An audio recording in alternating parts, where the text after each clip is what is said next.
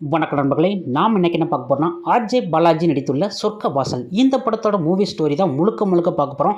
RJ Balaji இது வரைக்கும் மூக்குத்தி அம்மன் இப்படி பல படங்களை எடுத்து மக்கள் மத்தியில் ஏதாவது ஒரு அரசியல்வாதியோ ஒரு கட்சியை பற்றி ஏதாவது உள்ளே நோண்டி அது சொல்லி காமிக்கிற மாதிரி இந்த மாதிரி தான் பல படங்கள் எடுத்திருப்பார். இந்த படங்கள் மாதிரியே இந்த படமும் எடுத்திருக்காரா அப்படின்னு தான் நம்ம இன்றைக்கி பார்க்க போகிறோம். அதுக்கு முன்னாடி நீங்கள் நம்ம சேனல் புதுசுனா மறக்காமல் நம்ம சேனலில் ஒரு சப்ஸ்கிரைப், லைக், ஷேர் பண்ணுங்க. வாங்க சொர்க்க வாசலுக்குள்ளே ரிவ்யூக்குள்ளே போகலாம். இந்த படத்தில் ஸ்டார்டிங்கில் கதை என்ன, 1999 ஆண்டில் சென்னையில் உள்ள ஒரு பகுதியில் சிறைக்குள்ளே பல பேர் ரொம்ப அடையாளம் தெரியாமல் இறந்து போகிறாங்க. இது எப்படி இறந்தாங்கன்ட்டு ஒரு பெரிய இதாகவே இருக்குது. இதனாலே ஆட்சி கலைப்பே ஏற்படுற அளவுக்கு அந்த சிறைச்சாலையில் பயங்கரமான கலவரம் நடந்திருக்கு. இந்த கலவரத்தை விசாரிக்கிறதுக்காண்டி இஸ்லாமிய மதத்தை சார்ந்த நட்டி நடராஜ் வர்றாரு. அவர் கொஞ்சம் காலெலாம் ஒரு மாதிரியாக இருக்கும். இதனாலே நார்மலாக மற்ற படங்கள் இல்லாமல் இந்த படத்தில் சிம்பிளாக அழகாக நடிச்சிருப்பார். இவர் ஒவ்வொரு இடத்துலையும் விசாரிச்சுக்கிட்டே இருக்காரு. எப்படி நடந்துச்சு இது இப்படி சிறையில் நடக்க சான்ஸே கிடையாது அப்படின்னு சொல்லிட்டு ஒவ்வொருத்தங்களையும் விசாரிக்கிறார். கட்டப்பொம்மை அப்படிங்கிற பேரில் கருணாஸ் சிறைச்சாலையில் காவல் அதிகாரியாக இருக்கிறாரு. அவரை தான் முதல்ல விசாரிக்கிறாரு.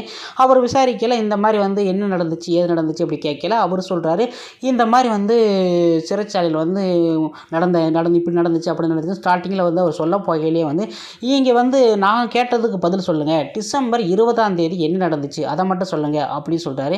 அதுக்கு கருணா சொல்கிறாரு, சார் டிசம்பர் 20 இப்போ ஒரு புக்கு படிக்கணும்னா புக்கில் ஃபஸ்ட்டு பக்கம் படிக்காமல் ஸ்ட்ரைட்டாக லாஸ்ட் பக்கத்தில் படிக்க முடியாது. முதல்ல ஃபஸ்ட்டு பக்கத்தில் சொல்லுறேன், அப்புறம் கேளுங்க அப்படின்னு சொல்லிட்டு அவர் சொல்ல ஆரம்பிக்கிறாரு. சொல்கிறதில்ல முதல்ல சிறைச்சாலையில் செல்வராகவன் மிகப்பெரிய ஒரு தாதா சிறைச்சாலையை கட்டுப்படுத்தி அவருக்குன்னு தனி பலமாக உள்ளே எல்லாத்தையும் பண்ணிக்கிட்டு இருக்காரு. அவர் உள்ளே என்னதான் இருந்தால் கூட வெளியில் அவருக்குன்னு சில மரியாதை, சில ஒரு ட்ரக்ஸு அது இதுன்ட்டு ஏகப்பட்ட வேலை நடந்துக்கிட்டே இருக்கிறார். உள்ளே இருந்தே ராஜ்யம் பண்ணிக்கிட்டு இருக்கிறாரு. அந்தளவுக்கு செல்வராகவன் இந்த படத்தில் வேறு லெவலில் கெத்தாக தான் நடிச்சிருக்கிறாரு. இப்படி போய்கிட்டு இருப்போம். அடுத்த பக்கம் என்னென்னா ஆர்ஜே பாலாஜி அவரோட கதை போகுது. அவர் ஒரு கையேந்தி பவன் வச்சுருக்கிறாரு. கையேந்தி பவனுக்கு கூட்டெல்லாம் அள்ளி கட்டும்.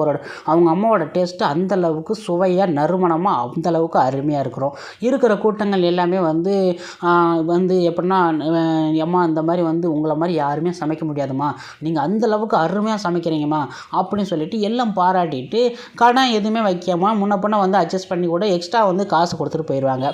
இப்படியே இவருக்கு வாழ்க்கை ஓடிக்கிட்டு இருக்கையில் அவருக்குன்னு ஒரு லவ் தொடங்கும். அந்த லவ் சிறப்பான ஒரு பாடல் காட்சியோடு அருமையாக தொடங்கிட்டே இருக்கும். இப்படியே லைஃப் போகையில் அவருக்கு நம்ம ஒரு பெரிய கடை இதாக வைக்கணும், ஒரு லோன் எதுவும் அரேஞ்ச் பண்ணால் முடியுமா அப்படி சொல்லி வச்சுக்கிட்டு இருக்கையில் ஆர்ஜே பாலாஜியோட பழைய ஃப்ரெண்டு அவங்க அப்பா ஒருத்தர் இருப்பார். அவர் பேங்கில் ஒரு வேலை பார்த்துக்கிட்டு இருப்பார். அவர் தான் இந்த லோனு எல்லாம் ஏற்பாடு நான் பண்ணித்தரேன் அப்படின்னு சொல்லிட்டு இவர் ஏழையாக இருப்பார். ஆர்ஜே பாலாஜி ரொம்ப கஷ்டப்பட்டு இருக்கையில் சரி பையன் நல்லா இருப்பான் அப்படின்னு சொல்லிட்டு பழைய ஸ்நேக அவங்க அப்பா இல்லை, அதனாலே இவர் ஏற்பாடு பண்ணி இந்த மாதிரி லோன் உனக்கு கிடச்சிருக்குப்பா தம்பி, நீ வீட்டில் நீ நோட்டீஸ் வாங்கிட்டு போ, லெட்ரு வாங்கிட்டு போ, நீ போய் அங்கே போய் லோன் வாங்கிக்கலாம் அப்படி சொல்லி இவருக்கு ஒரே ஜாலியாக இருக்கும், ஒரு குதிகாலம் இருப்பான், பெரிய ஹாப்பியாக வாழ்ந்துக்கிட்டு இருப்பார். இப்படி இருக்கையில் சரின்னு சொல்லிவிட்டு இவர் என்ன பண்ணுவார், சரி இவ்வளோ உதவி செய்கிறாரு அப்படின்னு சொல்லிட்டு அவர் வீட்டுக்கு ஆல்ரெடி ஒரு பம்பு பைப்பு ரிப்பேராக இருக்கும். சரி இவர் இவ்வளோ பண்ணுறதுக்கு ஒரு பைப்பு மாட்டுறது கூட யாரும் கிடையாது, நம்ம போய் நம்மளே போய் மாட்டிக்கலாம் அப்படின்னு சொல்லிட்டு அவர் நைட்டு தூங்கிட்டு இருப்பார். தூங்கிற கட்டத்தில் இவர் போயிட்டு சர்ப்ரைஸாக எல்லாத்தையும் மாட்டி விடுவோம் அப்படின்னு சொல்லிட்டு ரொம்ப எல்லாத்தையுமே கொண்டு போயிட்டு மாட்டிக்கிட்டு இருப்பார். இப்படி மாட்டி முடிச்சுட்டு வெளில வரையில் வெளியில் ஒரு ஆள் நின்று பார்த்துக்கிட்டே இருப்பாப்புல, என்ன இவன் ரொம்ப இதெல்லாம் எடுத்து போகிறானே அப்படின்ட்டு. அவர் பழைய எக்ஸ் மிலிட்ரியாக இருப்பார். சரி அப்படின்னு சொல்லிட்டு சிரட்டை பிடிச்சிக்கிட்டே ஒரு முறைச்சி பார்த்துக்கிட்டே இருப்பார். நம்ம பார்க்கல எவன்டா இவன் முறைச்சி பார்த்துட்டு இருக்கான் அப்படி சொல்லிட்டு ஸ்டார்டிங்கில் தோணும். இப்படி போயெல்லாம் லாஸ்ட்டில் மறுநாள் காலையில் பார்த்தோன்னா அந்த லோன் வாங்கி தர்ற அவர் என்ன பண்ணுவார்னா இறந்து கிடப்பார் கொடூரமான முறையில். கட்டத்தில் என்னடா நடக்குது இப்படி இறந்துட்டாரே அப்படி சொல்லிட்டு ஆர்ஜே பாலாஜி இந்த மாதிரி இவர் தான் வந்தார் அப்படின்னு சொல்லிட்டு இந்த மிலிட்ரி மேன் இருக்கார்ல சிரட்டை பிடிச்சிக்கிட்டு அவர் போட்டு கொடுத்துருவார். போட்டு கொடுத்தோன்னே இவரை வந்து அடித்து உள்ளே எடுத்து தூக்கி போட்டு போயிடுறாங்க. சார் நான் எதுவும் பண்ணல சார், நாளைக்கு வந்து லோன் சாங்ஷன் சார், நான் வந்து ஒரு கடை வைக்கணும் சார் அப்படி இப்படின்னு. என்னடா நீ வந்து இப்படி தான் நீ தான்டா பண்ணியிருப்ப அப்படி சொல்லிட்டு நீ ஆல்ரெடியே வந்து அந்த போலீஸ்காரனுக்கும் அடிக்கடி வந்து ஓசியிலேயே வந்து கையேந்தி பவன்லேருந்து அந்த போலீஸ்காரவங்க ஓசியிலேயே வாங்கிக்கிட்டே இருப்பாங்க. மற்ற கஸ்டமரோட எனக்கு தான் நீ முதல்ல கொடுக்கணும் அப்படின்னு சொல்லிட்டு பண்ணிக்கிட்டு இருக்கையில் இவர் அடிக்கடி சொல்லுவார், சார் நீங்கள் ஃப்ரீயாக தானே சார் வாங்குறீங்க, காசு கொடுத்து வாங்குறவங்க முதல்ல வாங்கணும் சார் இப்படி வந்து சொல்லி ரொம்ப அவமானப்படுத்தியிருப்பார். இதனாலே வந்து போலீஸ்காரன் இவர் எப்போயாவது இவனை தூக்கி வந்து உள்ளே வச்சு லாடம் வந்து கட்டணும் அப்படி சொல்லிட்டு பிளான் பண்ணிக்கிட்டே இருப்பாங்க. இப்படி பிளான் பண்ணிக்கிட்டு இருக்கையில் அடுத்து வந்து போலீஸ் ஸ்டேஷனுக்கு போயிடுவாங்க. போன உடனேயும் அங்கே வந்து பார்த்தோன்னா செல்வராகவன் வந்து பயங்கரமாக வந்து அது இதுன்னு இது பண்ணிக்கிட்டு இருப்பார். இந்த கொலையை செஞ்சது வந்து செல்வராகவன் தான் செஞ்சுருப்பார் அப்படின்ட்டு இவருக்கு வந்து ஏதோ ஒரு தகவல் வந்துடும். அதனாலே வந்து அவரை போய் பார்க்கணும், அவன்கிட்ட போய் நியாயம் கேட்கணும், நீ செஞ்ச கொலைக்கு நான் ஏன்டா வரணும் அப்படின்னு சொல்லிட்டு கேட்கணும் அப்படின்னு சொல்லிட்டு இவர் வந்து முடிஞ்ச அளவுக்கு ட்ரை பண்ணி பார்ப்பார். அவருக்கு வந்து ஒரு 30-40 பேர் வந்து அவரோட சிறைக்கு வெளியிலே வந்து காவல்காரனாக இருப்பாங்க. அவரை வந்து பார்க்கவே முடியாது. அந்த அளவுக்கு வந்து பயங்கரமாக உள்ள கெத்தா உட்காந்துருப்பாரு. இப்படி இருக்கையில் அடுத்து வந்து நட்ராஜர் சொல்லுவார், சரி இதெல்லாம் போட்டும் உள்ளே என்ன நடந்துச்சு, இத்தனாம் தேதி என்ன நடந்துச்சு அப்படின்னு மறுபடியும் வந்து கருணாஸ்ட்டு அவர்கிட்ட கேட்பார். இதான் நடந்துச்சு, இனிமேல் கேளுங்க சார் அப்படின்னு சொல்லிட்டு அடுத்த கட்டம் வந்து நகர்ந்து போய்கிட்டே இருக்கும். அப்போ வந்து அந்த சிறைச்சாலையில் வந்து பீகார் ஜெயிலில் இருந்து பயங்கரமான ஒரு எஸ்பி ஒருத்தர் வந்து இறக்குவாங்க, போலீஸ் அதிகாரியாக.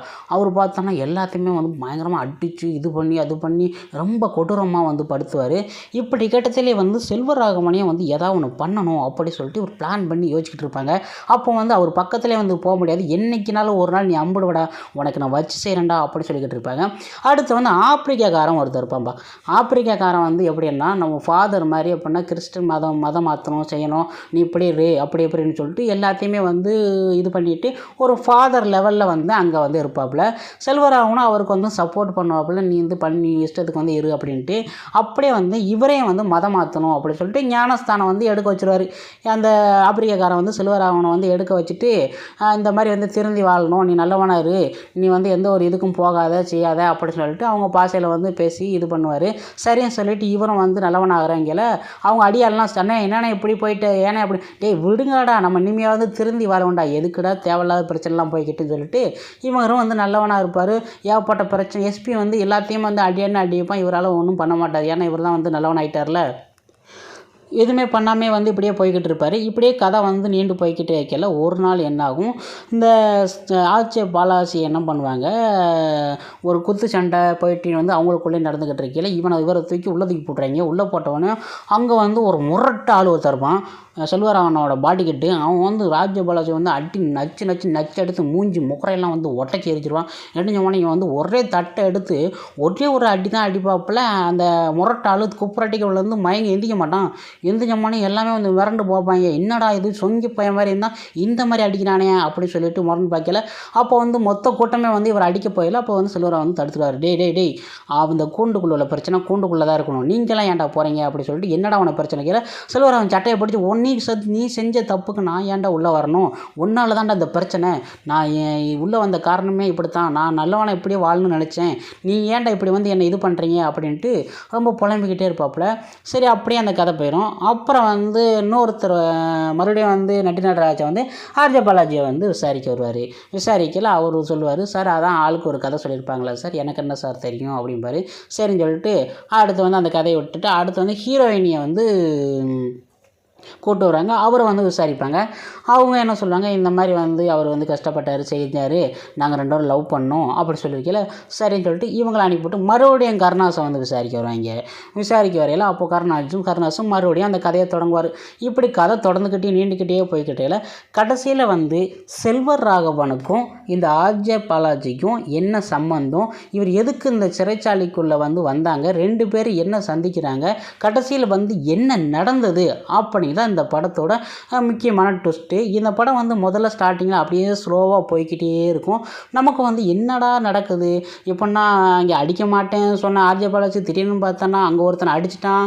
டாக்டர்கிட்ட போனால் வந்து இந்த மாதிரி வந்து இந்த வித்தை தெரிஞ்சவன் மட்டும்தான் இதெல்லாம் அடிக்க முடியும், இந்த மாதிரி வந்து நாக்கை கட் பண்ண முடியும், மற்ற ஆளெல்லாம் பண்ண முடியாது, இந்த டெக்னிக் தெரிஞ்சவங்க அப்படி சொல்லிட்டு டாக்டர் சொல்கிறாங்க. இவன் என்னடானா எந்த ஒரு சண்டையுமே தெரியாது, நான் உள்ளே வந்துட்டேனே என் அப்பா அப்படின்னு சொல்கிறாங்க. அந்த ரவுடி என்னடா என்னடான்னா நான் ஒன்றும் பண்ணலடா, நான் ஒன்றும் இது பண்ணல, என்னால் வந்து நீ வரலடா அப்படின்னு சொல்கிறாங்க. மொத்தத்தில் இதை ரவுண்டாக சுற்றி கதை வந்து கடைசியில் வந்து எப்படி முடியுது அப்படிங்கிறது இந்த படத்தோட மீதி கதை. இந்த படத்தை நீங்கள் பார்க்கலாம்னு காட்டினா வீக்கெண்டில் போகிறச்சுன்னா ஒரு பார்த்து என்ஜாய் பண்ணுற ஒரு சிறப்பான ஒரு மூவி சொல்லலாம்.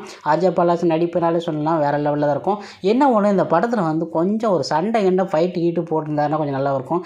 எப்பயும் போல் சும்மா தும்சு கட்ட எப்படின்னா சொங்கி மாதிரியே வந்து அடி வெளுத்துறாங்க. எப்போ பார்த்தாலும் ஏன்னு கத்திக்கிட்டு தான் வாய் மட்டும் தான் நீளமே தவிர ஒரு கை ஓஎன்னு தான் கத்திக்கிட்டு இருப்பார் தவிர கடைசி வரைக்கும் வந்து எந்த ஒரு சண்டையும் போட மாட்டார், செய்ய மாட்டார். சும்மா கையை நீட்டினா கூட ஒருத்தன் அடித்தா கூட அடிச்சிடலாம், அப்போத கூட இவருக்கு வந்து அடிக்க முடியாது. இதனாலே நமக்கு பார்க்குறப்ப ப்ரெஷர் ஏறும். என்னடா நீ அவன் எப்படி அடிக்கிறான், சும்மா சின்ன பையன் கொண்டு அடித்தா கூட 10 கிலோமீட்டர் போய் விழுகுறாங்க, நீ என்னடா ஒன்றுமே அடிக்காமல் எப்போ பார்த்தாலும் எல்லா படத்துலையும் அடி வாங்கிட்டே இருக்க, வாய் தாண்டா உனக்கு அப்படின்னு சொல்கிற மாதிரி தான் அந்த படத்தில் வந்து நடிச்சிருக்கிறாரு. ஓகே ஃப்ரெண்ட்ஸ், உங்களுக்கு நம்ம வீடியோ பிடிச்சினா மறக்காமல் சேனலில் சப்ஸ்கிரைப் பண்ணுங்கள், லைக் பண்ணுங்கள், ஷேர் பண்ணுங்கள். இந்த படத்துக்கு நான் கொடுக்க வேண்டிய ரேட்டிங் 5க்கு வந்து 2.5 கொடுக்கேன். அந்த அளவுக்கு சிறப்பான ஒரு டிஃப்ரெண்டான மூவி.